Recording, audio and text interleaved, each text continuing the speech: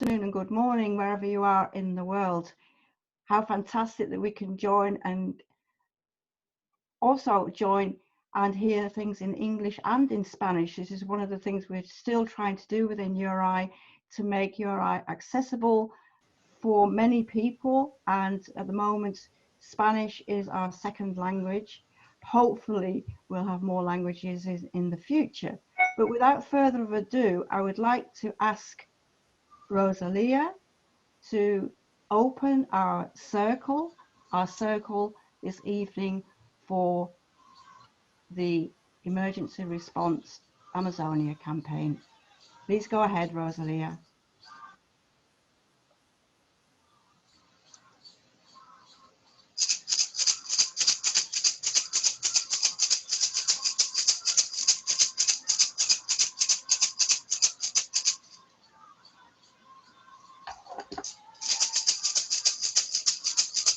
Gloria Madre Tierra, Padre Dola, los ancestros. Rosalia is at the moment calling the ancestors, Mother Earth, Father Dollar, brothers and sisters of the world. Let us prepare the spirit to meet each other, to enjoy the party, because this is the party of Mother Earth. It's the party of the sun, of the land. It is the party for each of us that made this effort to have this meeting. Ayaya to everyone. Welcome to all those that are coming to this meeting from diverse cultures, from diverse regions and traditions.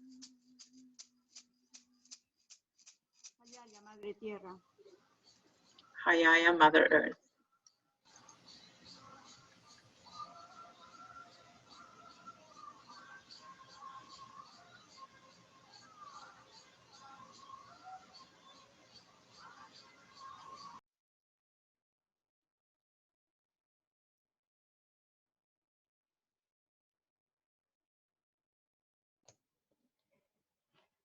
So how did this campaign start?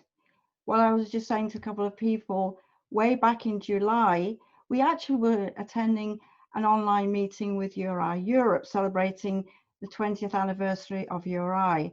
And when one of the conversations, Isaac, who's also here tonight, and Rosalia, we started chatting about how did we see URI in 20 years' time in the future. But Rosalia said, actually, the future is already here and we need help. So she explained that because of the pandemic, that they were actually really having a really hard time in Latin America. So we got our heads together and said, how can we actually help our URI family? Because surely that's part of what we're all about, the networking, but also making sure that our family and our friends all over the world are safe, and certainly during the pandemic. So we got together, and tonight is the result of many hours of working and interviewing people, and today we will be showing you their story, and we would like you to see a film that's been made for us, especially for this campaign. So Angel, I would like you to ask you to share the film we've made, and I think it'll be quite self-explanatory.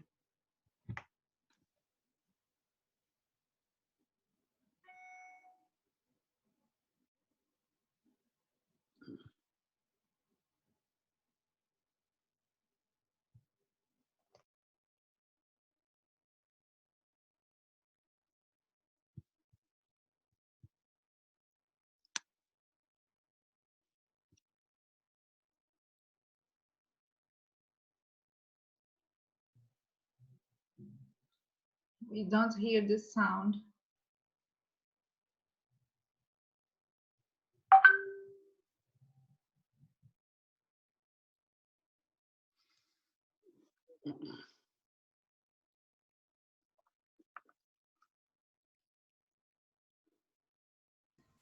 Angel, try to unmute your microphone on Zoom, and I believe that will make it work.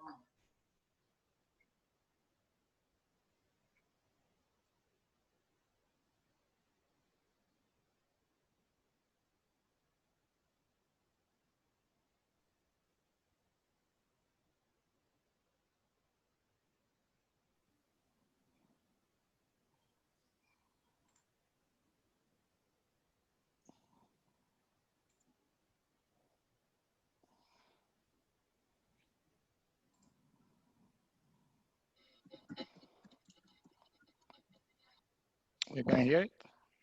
No, not hearing it yet, but I think before you share screen, there might also be a prompt that says share computer audio.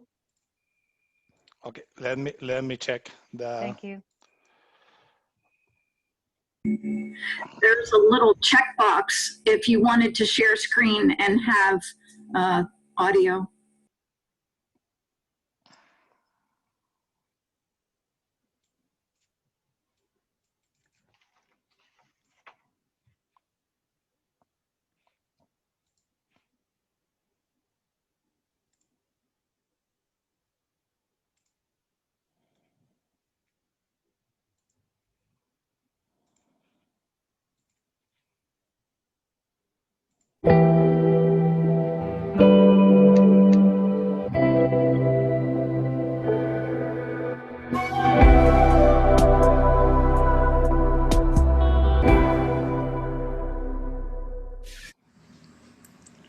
Hola, mi nombre es Francisco Morales, soy de la comunidad indígena Aymara, integrante de la iniciativa de las Regiones Unidas. Bueno, desde el 20 de marzo de 2020, nuestra comunidad urbana de artesanos indígenas que quedamos sin posibilidad de actividad. Nuestra economía fue muy afectada por tal motivo y bueno, estamos tratando de encontrar diferentes otras maneras de poder lograr nuestros recursos y por eso estamos haciendo esta campaña, tratando de hacer conocer las dificultades y los problemas que ha tenido nuestro sector y nuestra economía comunitaria.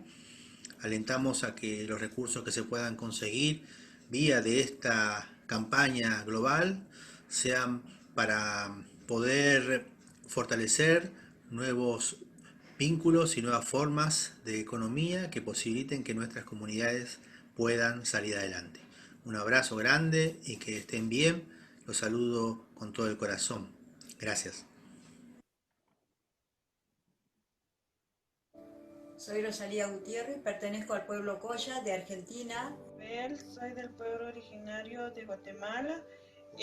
Hola, yo soy de Panajachel. Mi nombre es Estela Barreno de Tenerife. Mi nombre es Evelyn, soy de Guatemala. Mi nombre es Fanny González, pertenezco al Círculo de Cooperación Mujeres Cunas Artesanas de Panamá. Me llamo Hilda Palash. Soy indígena guatemalteca.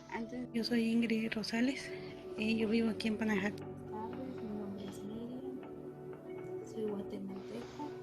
Rosaura, soy de Guatemala. Maya Cachiquel. Mi nombre es Santos Palash Pumas, soy originario de Guatemala. Hola, mi nombre es Vanessa Paola Queche López.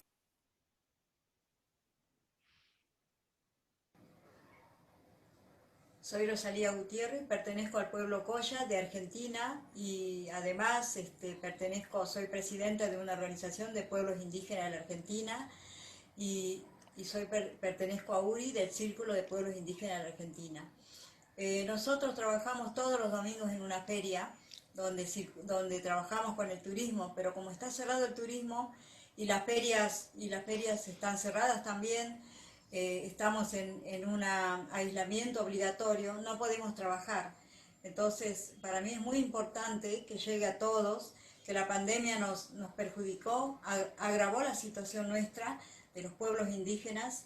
Yo quisiera decirle que nosotros necesitamos apoyo para continuar, porque nuestra feria no solo era un lugar comercial, sino además un lugar de encuentro, un lugar donde nos reunimos los pueblos indígenas, donde conservamos nuestra cultura y hacemos nuestra ceremonia. Un espacio que nos ayudó a sostenernos tanto espiritual como económicamente. Entonces, para mí es muy importante, queremos además no solo el apoyo, sino también en reciprocidad queremos devolver desde nuestra riqueza cultural, desde nuestros conocimientos, desde toda la sabiduría que nos dejaron los ancestros, queremos retribuir al mundo para poder hacer una nueva forma, para cambiar un estilo de vida que nos viene, que viene un poco a perjudicar también cuando la gente destruye nuestro medio ambiente. Queremos construir. Antes yo me dedicaba a vender en la calle Santander, pero debido a esta pandemia, ahora lo que consigo, sea aguacates o bananos, los me pongo a vender en la calle para poder ayudar a mis hijos en sus estudios. Yo tengo 4, los 4 están estudiando y nos está haciendo un poco difícil con esto de las escuelas. Soy guatemalteca, madre de 2 niños. Hoy les quiero compartir un poco de lo que estamos viviendo acá en nuestro país desde el mes de marzo. Algo muy lamentable y muy difícil para muchas familias guatemaltecas, ya que desde ese mes empezaron las personas a quedarse sin empleo, como también algunas otras empezaron a perder a sus seres queridos, ya que no sabemos a lo que nos exponemos día con día para poder traer alimentos a la casa. Yo antes trabajaba en una tienda de trajes típicos y a la vez estudiaba los fines de semana en la universidad, en la cual me mantenía sola en mis estudios, y a mí se me dificultó mucho y que ya no conseguía dinero para mantener en el estudio. Entonces, pertenezco al Círculo de Cooperación Mujeres Cunas Artesanas de Panamá. Desde que empezó esta pandemia hemos tenido mucha dificultad. Las mujeres cunas nos hemos levantado, hemos apoyado al pilar de nuestros hogares con la costura de la mola. Pero actualmente todos los mercados a nivel nacional, igual me imagino que a nivel internacional, todos los mercados están cerrados. Realmente necesitamos ayuda para que nuestras hermanas, para que nosotros podamos seguir adelante con la costura de nuestras molas, nuestras artesanías, que es lo que realmente es lo que nosotros hacemos. Quiero contarles que yo soy maestra de educación primaria y pues laboraba en un colegio. Lamentablemente nuestra situación pues se complicó por la enfermedad que vino a afectar a nuestro país, a nuestros departamentos, a nuestros municipios y a nuestras comunidades. Perteneciente a los pueblos indígenas como Maya Cachiquel.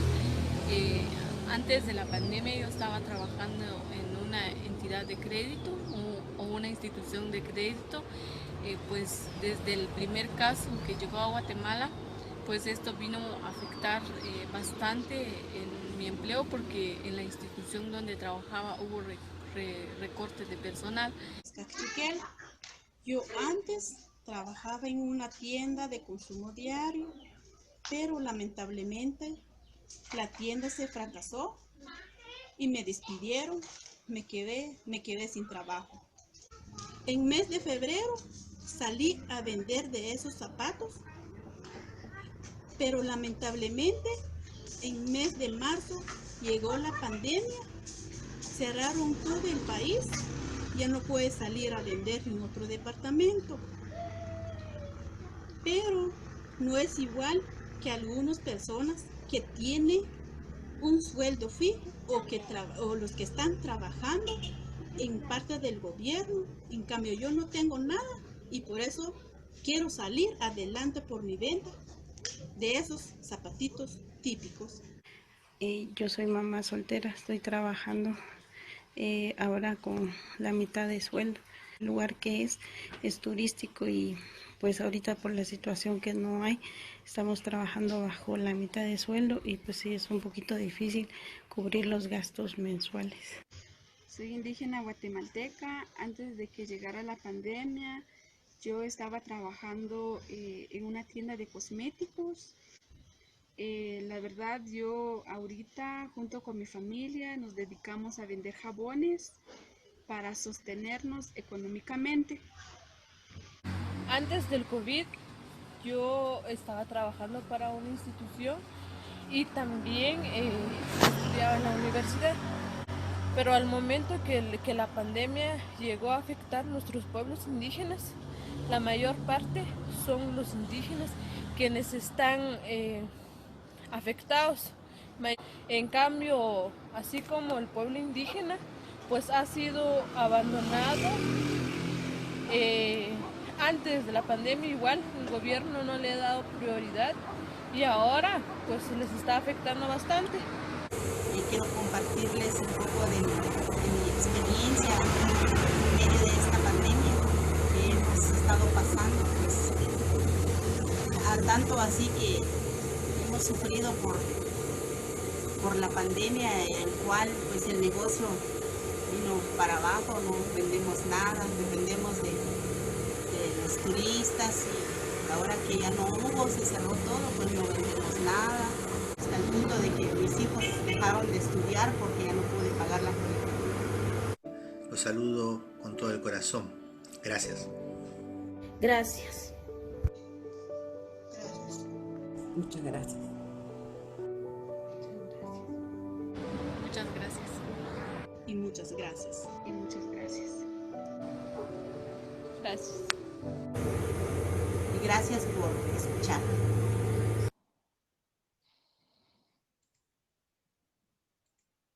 When we list the concerns many of us share about humanity's care or lack of care for Earth's land, water, and resources, it's vitally important for us to make the additional connection between these hurting areas on our planet and how these places have, for thousands of years, been home to indigenous people.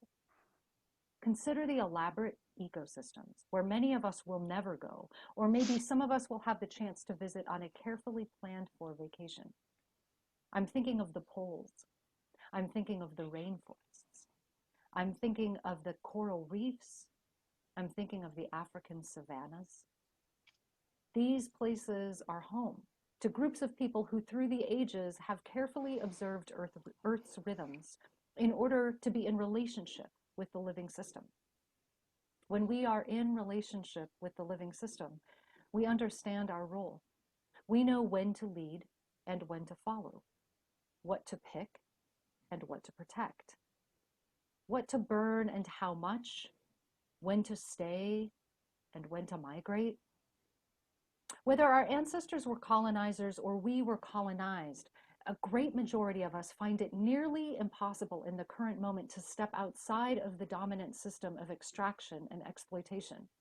In the once wild spaces around us, we are consumers in a system that readily practices deforestation, mineral, oil, and gas extraction, and giant agribusiness that destroys topsoil and contaminates water. In the news, we read about indigenous communities and their frontline resistance efforts against fracking, Arctic drilling, pipelines, deforestation, and every form of pollution. Trained and passed down through the generations, indigenous ways of knowing have become our best teachers as scientists, engineers, farmers, and others now scramble to mirror the best practices of indigenous water protection, firekeeping, and regenerative land tenure. In short, indigenous communities worldwide are among those impacted most dramatically by the climate crisis, even while they contribute the least to its causes. When corporations and governments continue to support the taking of land and wild spaces from indigenous people, we have very little to gain in the short term and everything to lose in the long term. Indigenous and community-owned lands represent 18% of all land, which includes at least 1.2 billion acres of forest. And that forest sequesters 37.7 billion tons of carbon. It is time to expand these numbers by returning land to the indigenous so that all might benefit from traditional knowledge and wisely honed stewardship. Beyond containing carbon, indigenous land care conserves biodiversity. It upholds the nature-based solutions that are abundant in every ecosystem.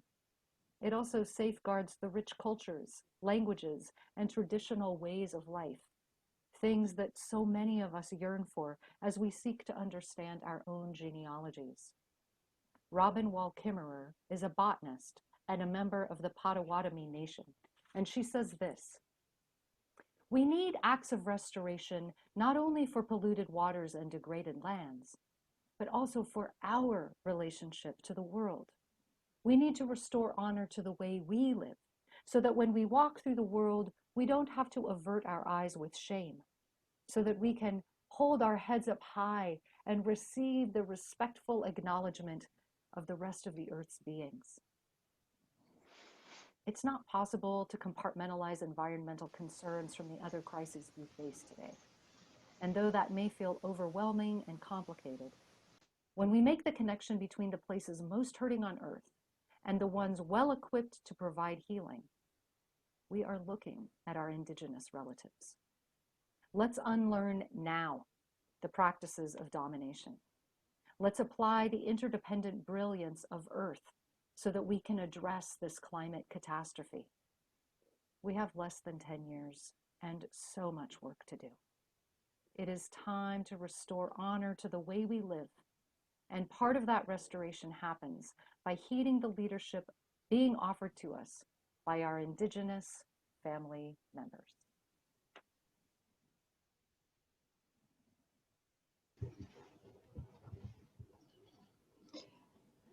Hello, can you hear me?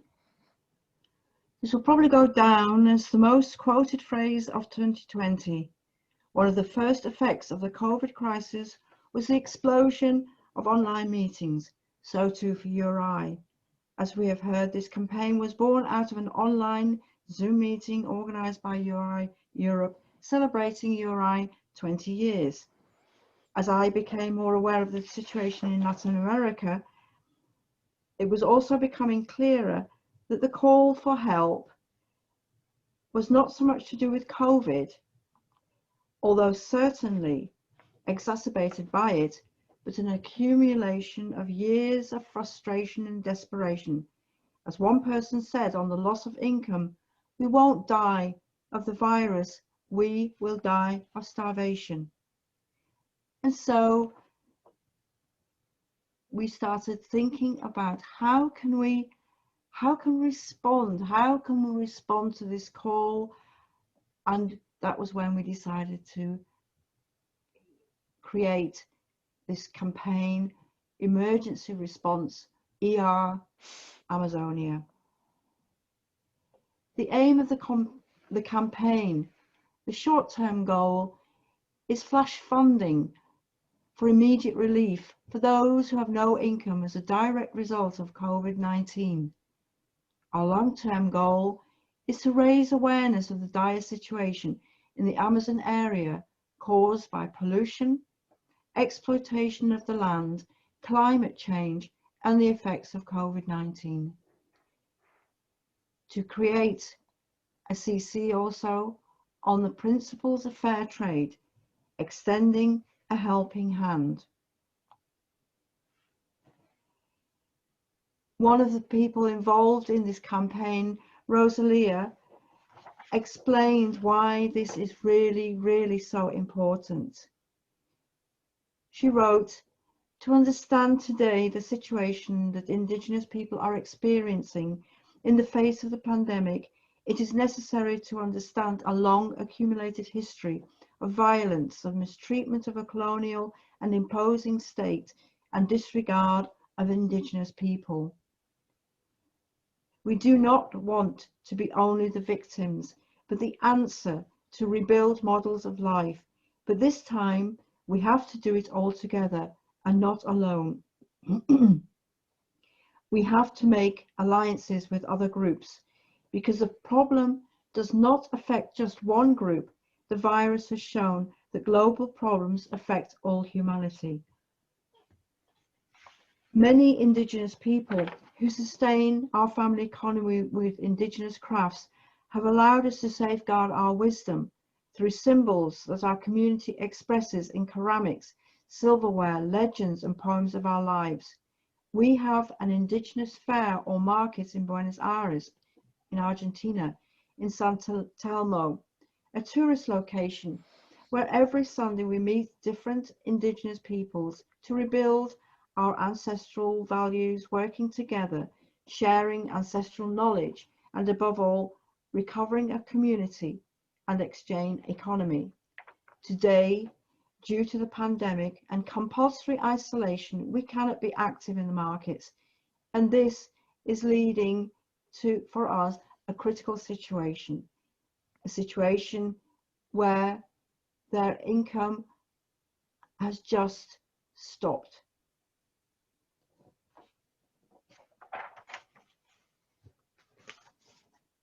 In conclusion,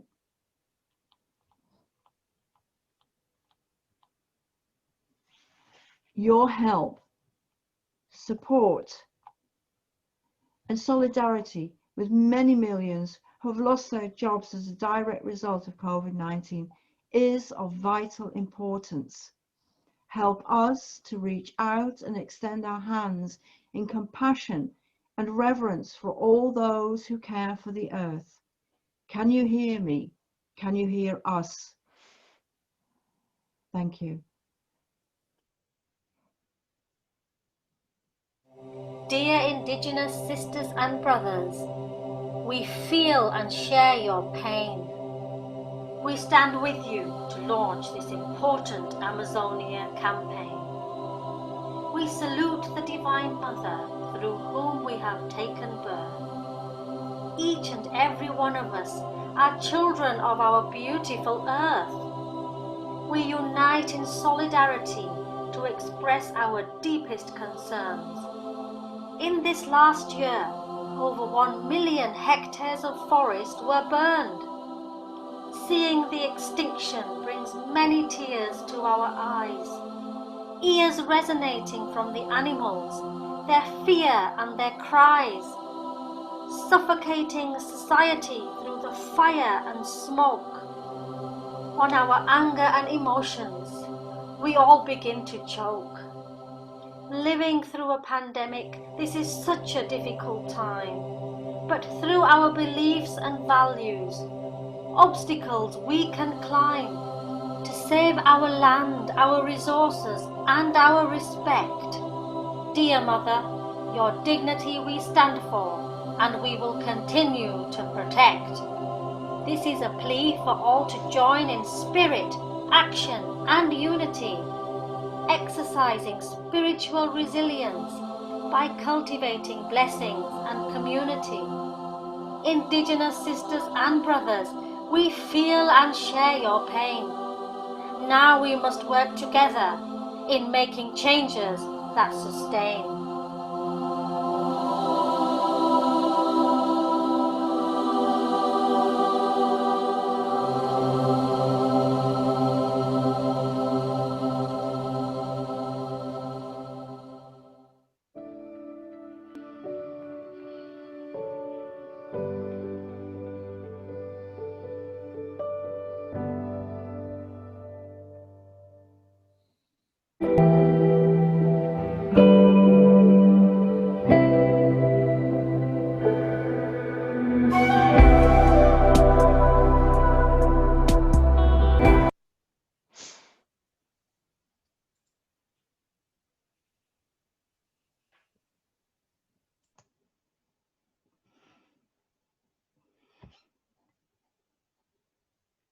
So when I see all the people, it brings tears to my eyes actually, because I'm so happy that we've been able to really join. It's really been an amazing.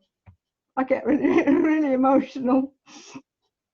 Anyway, but the point is that we have to get together, and I'm sorry. It's really. I'm just so happy we managed to get together. So. Lauren, can you tell us a little bit more about why the environment is so important? Greetings, everyone. I serve as the Climate Action Coordinator for the United Religions Initiative, and I think that my words sufficiently explained the gravity of the situation. You would not be on this call today if your being wasn't feeling the urgency of this moment. I think what I would like to offer through the global perspective as Climate Action Coordinator is that what we just saw and heard in the voices of the women from Guatemala, what we've seen in so many pictures of the Amazon rainforest burning, a different part of the South American continent, what we hear from our brothers and sisters in other continents is that there is much work to do.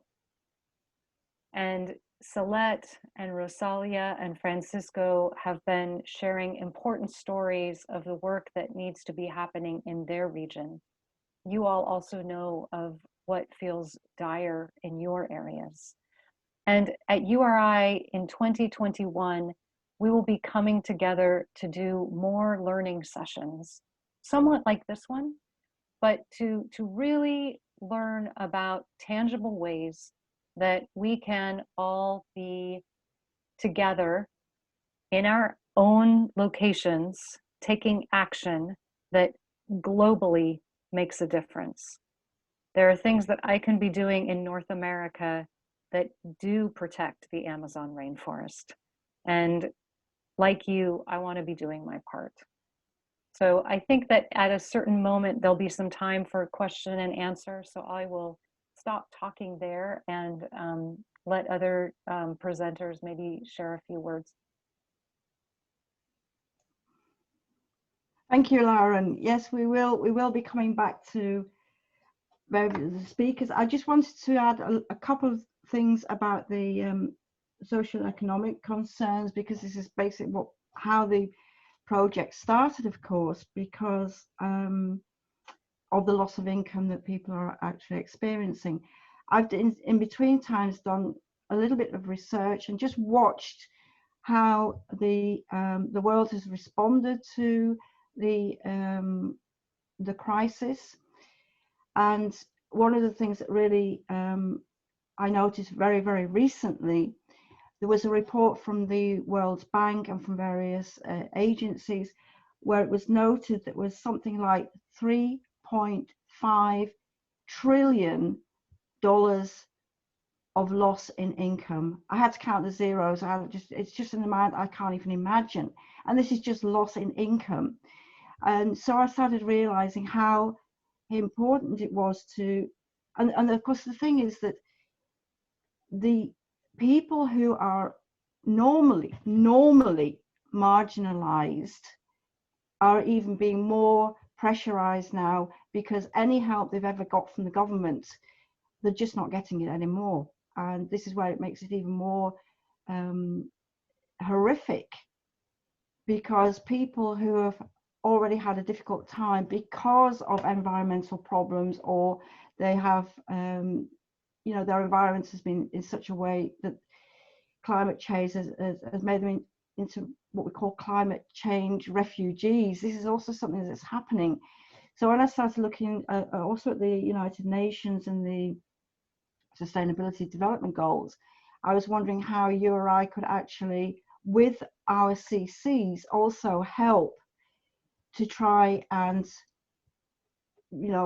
alleviate some of these problems. So this is when I started realizing that, again, in the long term, to create a cooperation circle where we could really practice fair trade principles, ethical farming, and everything that comes with what we can call sacred economy.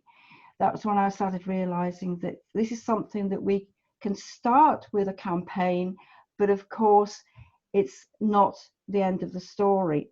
So the long-term project is, of course, what I've come out of this is something which I've learned from, not just from the indigenous people, but from my own community. We no longer want charity, we want dignity. And what we mean by that, we mean that there is a reciprocity. There is a way we can share our wisdom, where we can share our goods. There are many different levels where we can share. So today, what we're trying to do is to re-evaluate all what we have and how we're going to be moving forward.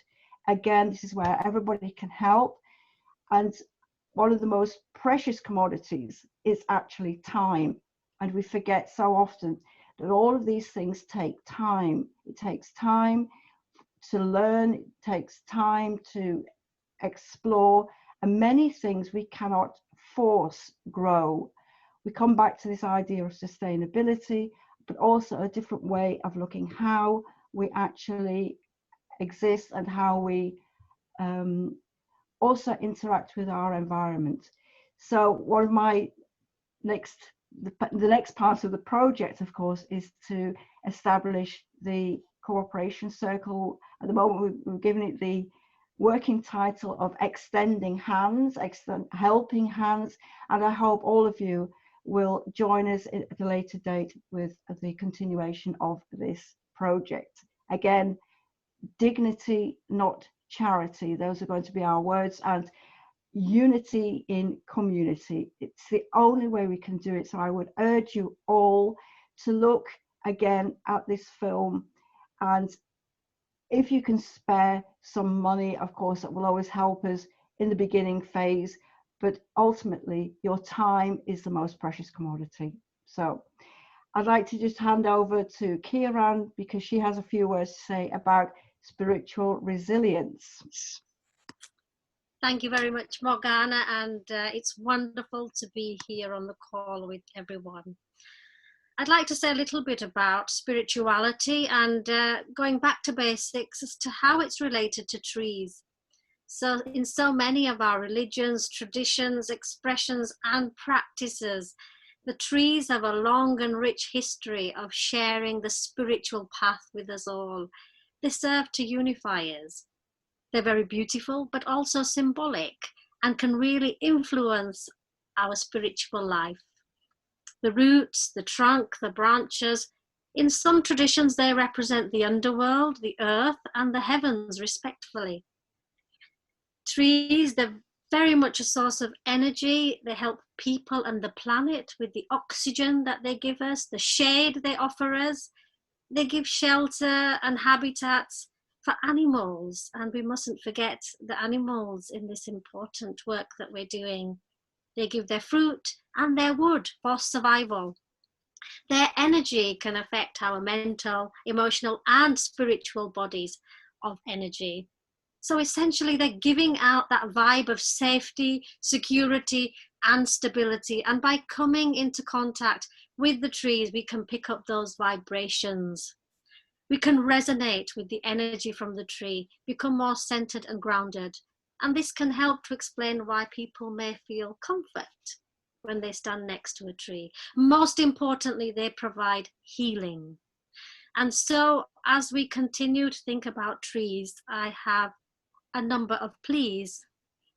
Let us respect our environment. Let us plant more trees.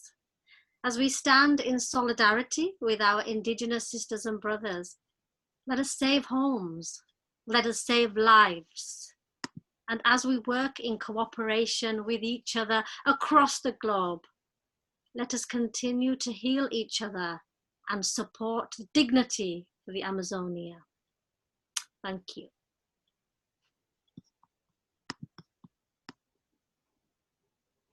Now there's time to ask any of the panel, or Rosalia is also online, Celeste is online, Isaac's online. Are there any questions you would like to ask any of us? And I will make sure that they are able to see the questions. If you've got any questions, you can put them on the chat, or you can just raise your hand now.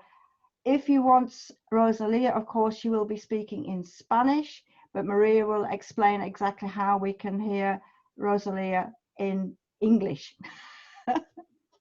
So any questions? Who would like to ask a question about the campaign or about the work we're doing, about URI? Maybe some of you are new to URI, so any questions?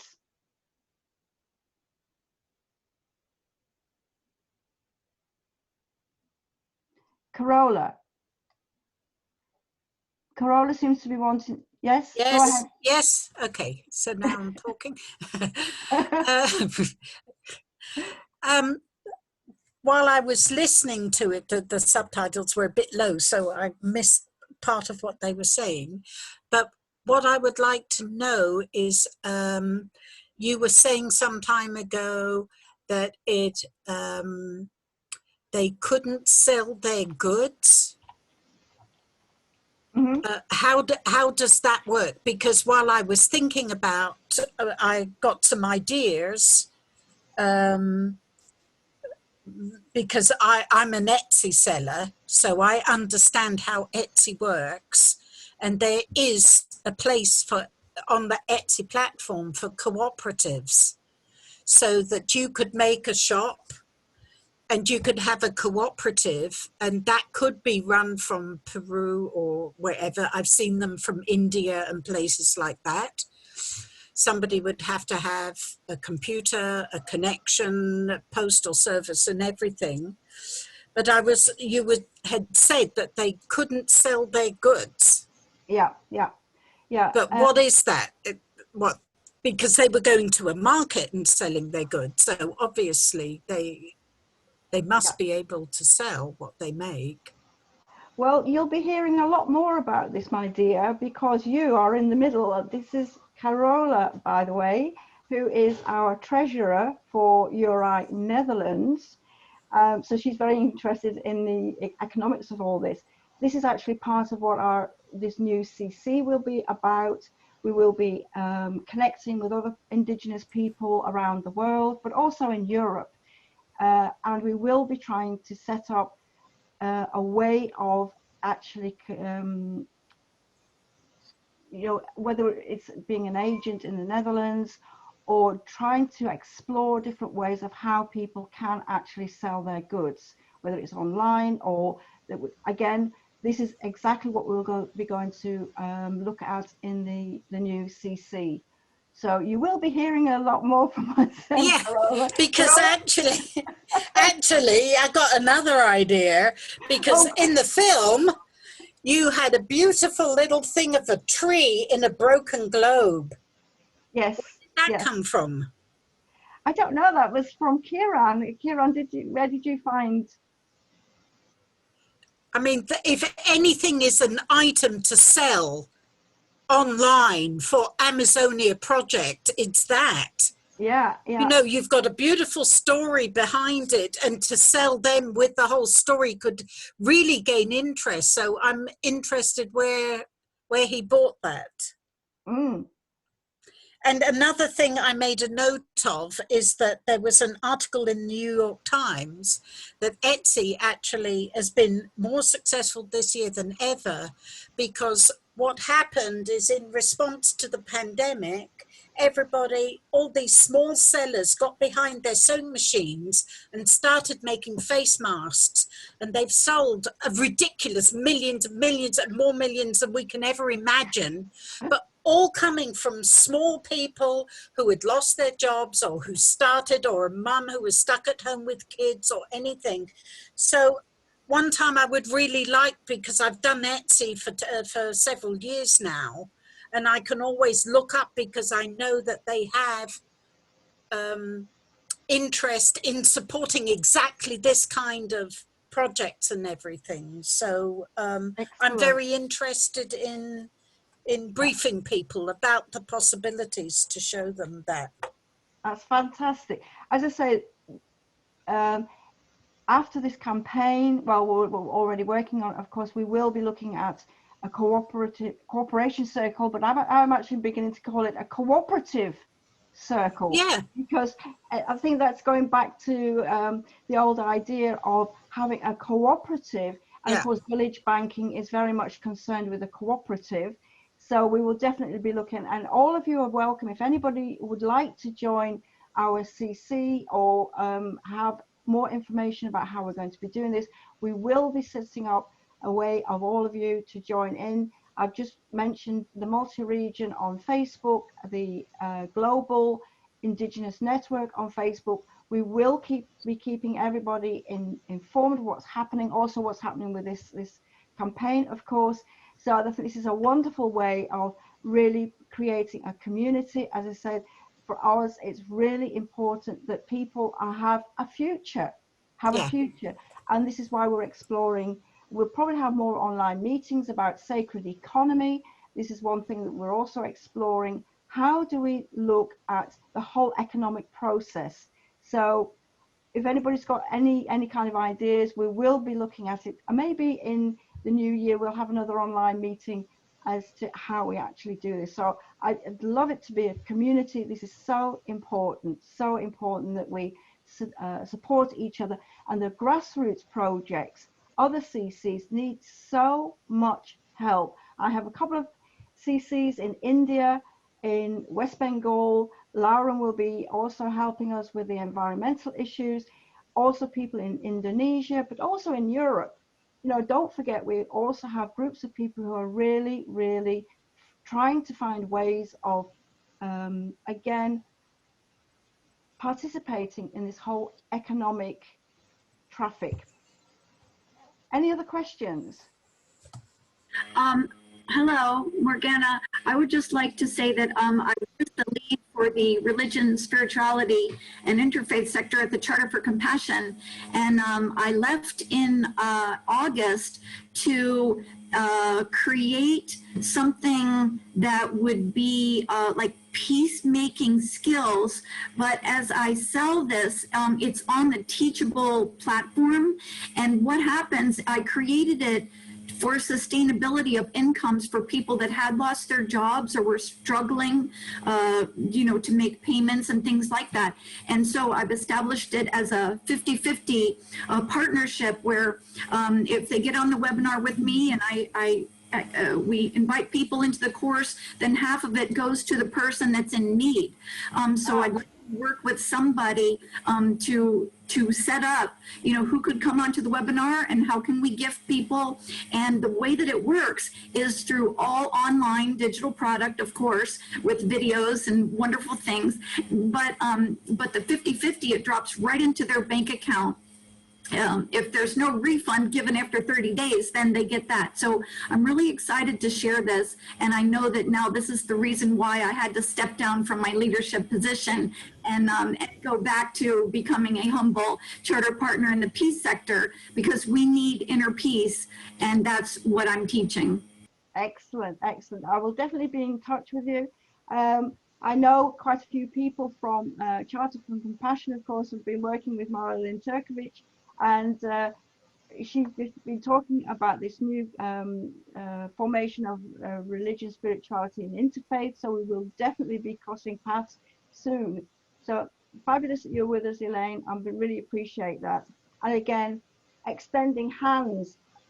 We can all give our hands. Again, it's our time, which is precious. And the most important thing is that we keep in touch.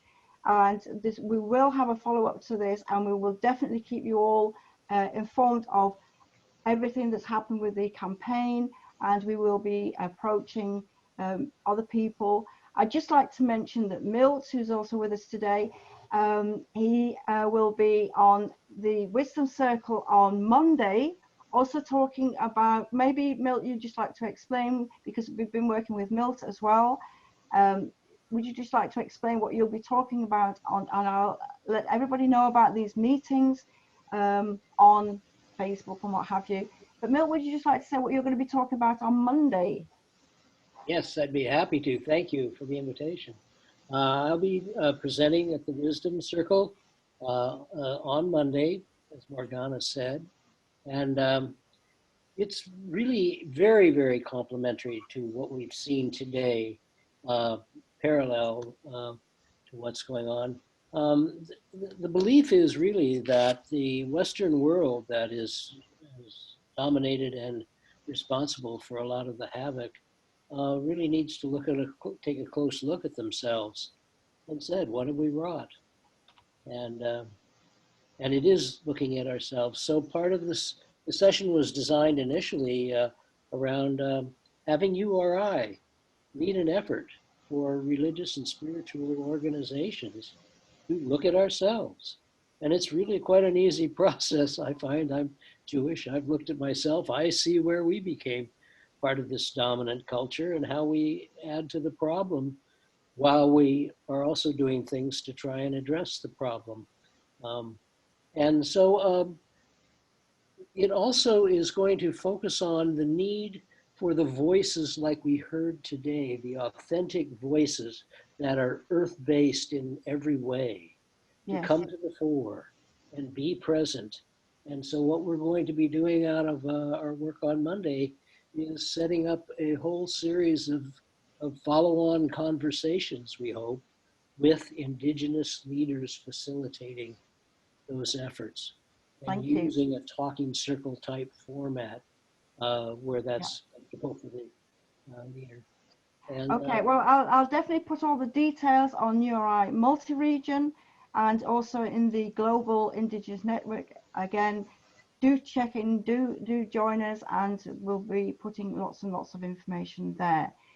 Are there any questions for Rosalia or for Solette or Francisco? Perhaps Francisco would like to. Después puedo hablar. Rosalia, yes, go ahead. Thank you. Sí, Rosalía, ahora. Sí, sí. ¿Puedo hablar? Sí. Hola. Sí, Rosalía, le dicen que por favor que sí, ya puedo hablar. Gracias. Sí, nosotros las artesanías que vendemos no son solo un medio económico. So the craft that we sell is not only in the things that we sell. We are not only selling things. We are also sharing our culture, or the cloths that we do. We are transmitting wisdom. We continue to work with the craft, and when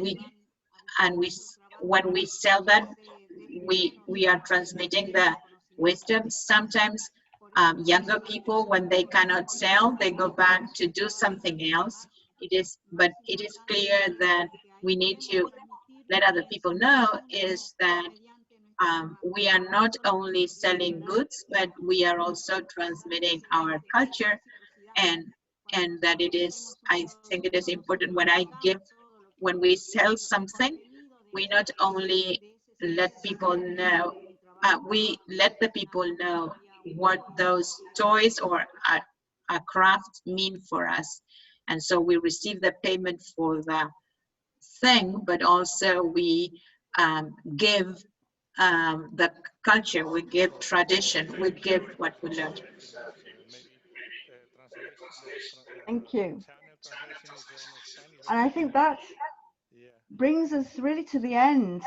We hope you've really enjoyed this evening, and we'll definitely look at our Facebook groups.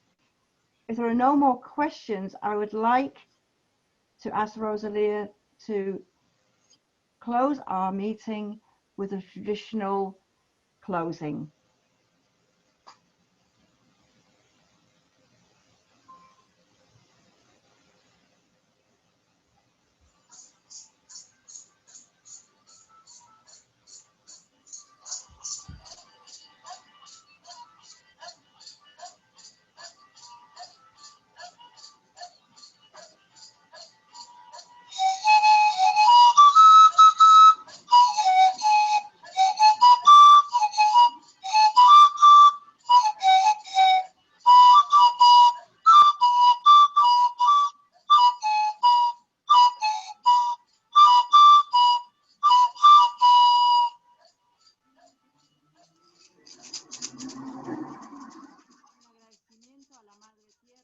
My thanks to Mother Earth,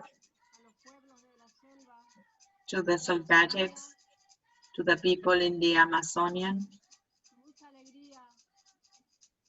that everybody has joy and peace. Let us walk together. Don't leave us alone. We want to save our planet. Let us have our hands together. Don't leave us alone. We are resilient people, but we adapt, but we need of you. Thank you for the ancestors, for Father Dolan, and all the spirits that are accompanying us at this moment. Let us have joy. Not everything is sadness. There's abundance in Mother Nature. Thank you to each of you who participate. You are as the family of the indigenous people.